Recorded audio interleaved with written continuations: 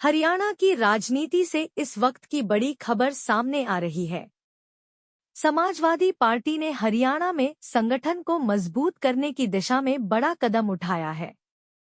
16वीं सदी के शासक राजा राव गोपाल देव के वंशज राव बिजेंद्र सिंह को समाजवादी पार्टी के राष्ट्रीय अध्यक्ष और उत्तर प्रदेश के पूर्व मुख्यमंत्री अखिलेश यादव ने हरियाणा प्रदेश अध्यक्ष की जिम्मेदारी सौंपी है।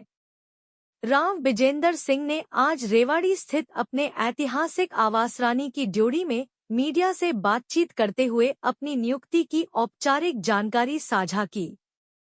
उनकी इस नियुक्ति के बाद समर्थकों में खासा उत्साह देखने को मिला। बधाई देने वालों का तांता लग गया और बड़ी संख्या में अधिवक्तागण भी उन्हें शुभकामनाएं देने पहुंचे। प्रदेश अध्यक्ष बनाए जाने पर राव बिजेंद्र सिंह ने कहा कि उनकी सबसे पहली प्राथमिकता हरियाणा में समाजवादी पार्टी के संगठन को जमीनी स्तर पर मजबूत करना होगी। हम हरियाणा में संगठन को गांव-गांव तक मजबूत करेंगे। इस मौके पर राव बिजेंद्र सिंह ने भाजपा सरकार और केंद्रीय मंत्री भूपेंद्र यादव पर अरावली क्षेत्र को लेकर तीखा कटाक्ष भी किया। उन्होंने कहा कि पर्यावरण के मुद्दे पर भाजपा सरकार की नीतियां सवालों के घेरे में हैं। इतना ही नहीं, राव बिजेंद्र सिंह ने कांग्रेस पार्टी पर भी निशाना साधते हुए कहा कि हरियाणा की जनता अब नए और मजबूत राजनीतिक विकल्प की तलाश में है। प्रदेश अध्यक्ष बनने के बाद राव बिजेंद्र सिंह ने साफ किया है कि आने वाले समय में संगठन विस्तार, युवाओं को जोड़ने और जनहित के मुद्दों को लेकर समाजवादी पार्टी पूरी मजबूती से मैदान में उतरेगी। आज का कार्यक्रम ये है कि माननीय अखिलेश यादव जी ने मुझे हरियाणा समाजवादी पार्टी का अध्यक्ष मनोनीत किया है। तो उस उपलक्ष्य के अंदर मैंने सोचा कि गेट टुगेदर हो जाए, कुछ साथियों के साथ, आप सभी पत्र बंधुओं के साथ, तो एक दोबारा नए सिरे से जो है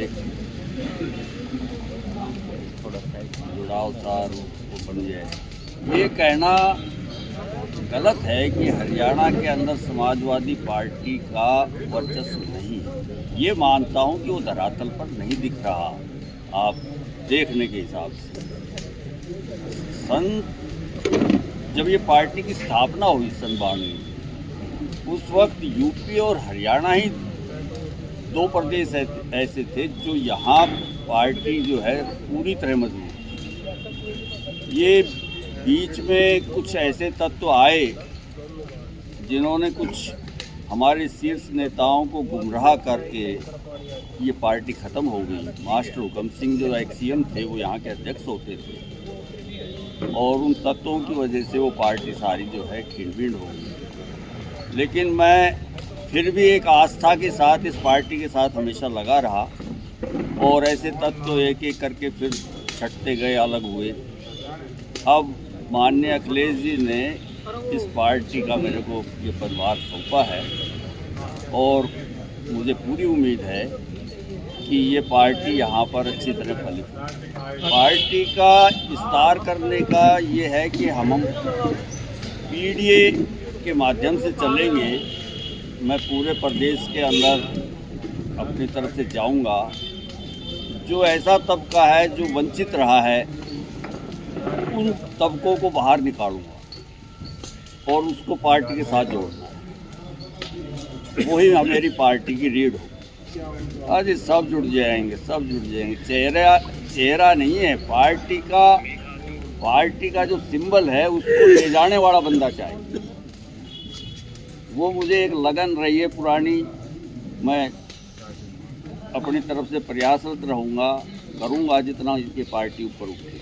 नहीं, मैंने भाजपा नहीं ज्वाइन, गलत कह रहे हैं आप। मैंने भाजपा नहीं ज्वाइन की। मेरी जो सिस्टर है, मेरी सिस्टर वो अनमैरिड है, मेरे पास रहती है, धार्मिक मामलों में लगाव रखती है। उसको कुछ समाज ये क्या नाम भाजपा पार्टी वालों ने उसको थोड़ा अपने उसमें ले करके और वो चुनाव लड़वा दिया था। अब एक बहन चुनाव लड़े तो भाई बहन को कैसे छोड़ सकता है? अब वो नहीं, मैंने पार्टी का भी कोई पार्टी आज तक ज्वाइन नहीं करी, सिर्फ समाजवादी पार्टी। दो राष्ट्रीय पार्टियों के बीच में आप कैसे अपने आप को कर पाएंगे, जबकि चौटाला पार्टी और जो है जेजेपी दोनों खत्म के कागाज पे है? तो आप आज कैसे की हो? तारीख के अंदर जो जिनको आप राष्ट्रीय पार्टी या प्रदेश पार्टी कह रहे हो, सभी मृतप्राय, हरियाणा में खास तौर पर कांग्रेस है, वो अपनी आखिरी सांसें गिन रही है। चौटाला परिवार की जो पार्टियां रही वो भी अब खींड बींड हो गई हैं। भाजपा सन 14 से राज करती आ रही है, लोग जो है इसकी उससे पूरी तरह ऊब चुके हैं, बदलाव चाह रहे हैं। उस बदलाव की उम्मीद के साथ हम उम्मीद बन के निकलना चाहते हैं, अपनी तरफ से प्रयास करें। तो हमारा एजेंडा है कि इसको पूरे हरियाणा को जो है एक मजबूत सशक्त एक नेतृत्व मिले और इसको अपनी पहचान मिले, और सामाजिक दृष्टि से, ऐतिहासिक दृष्टि से, राजनीतिक दृष्टि से, आर्थिक दृष्टि से, शैक्षणिक दृष्टि से ये हरियाणा उभरे। इस तरफ कोई ध्यान ही नहीं जा रहा किसी का। अब ये अरावली की पहाड़ियाँ हैं, अब बताओ इसको पूरी को उजाड़ने लग रहे हैं, उसका कितना दुष्प्रभाव पड़ने लग रहा है। ये पूरी दिल्ली के अंदर पोल्यूशन, इस एनसीआर में ही पूरे में पोल्यूशन छाया रहता है। सरकार ध्यान ही नहीं, कुछ भी ध्यान नहीं। भूपेंद्र सिंह यादव तो लगातार लगे हुए हैं इसको अरावली को बचाने में। भूपेंद्र सिंह यादव ने ही जो है सुप्रीम कोर्ट को अपना प्रस्ताव भेजा है उनके मंत्रालय ने, और उस प्रस्ताव पर जो है सुप्रीम कोर्ट ने अपनी मोहर लगाई। अब 100 मीटर से नीचे की पहाड़ियां अरावली क्षेत्र में शामिल नहीं की जाएंगी। ये कितना जो है मतलब एक हास्यास्पद मतलब वो है। ये अरावली की को ऊंचाई से नहीं नापा जा सकता, अरावली की चौड़ाई और लंबाई से नापो। दुनिया की सबसे प्राचीन पर्वत श्रृंखलाएँ हैं ये, और इसको जो है दोहन किया, खनन किया जा रहा है। यहाँ से मार्बल स्टोन, ग्रेनाइट वगैरह ये निकाले जा रहे हैं। ये सारा जो पूरा एनसीआर जो छापा जा रहा है, सड़कों से छप रहा है या बिल्डिंगों से छप रहा है, ये बहुमंजिला जो इमारतें बन रही हैं, ये सब ये अरावली का खनन हो करके बन रही है, सारी खत्म हो जाएगी अरावली। नहीं, इसका विकल्प क्या है? ये खनन, अगर खनन नहीं होगा तो बिल्डिंगें कैसे बनेंगी, रोड कैसे बनेंगे? वो भी ये अपने सरकार का अपना कुछ और तरीका निकालो। ये क्या है, मतलब ये जरूरी है कि प्राकृतिक के साथ छेड़छाड़ करो? प्रकृति के साथ छेड़छाड़ करना ये कोई अच्छी बात थोड़ी है।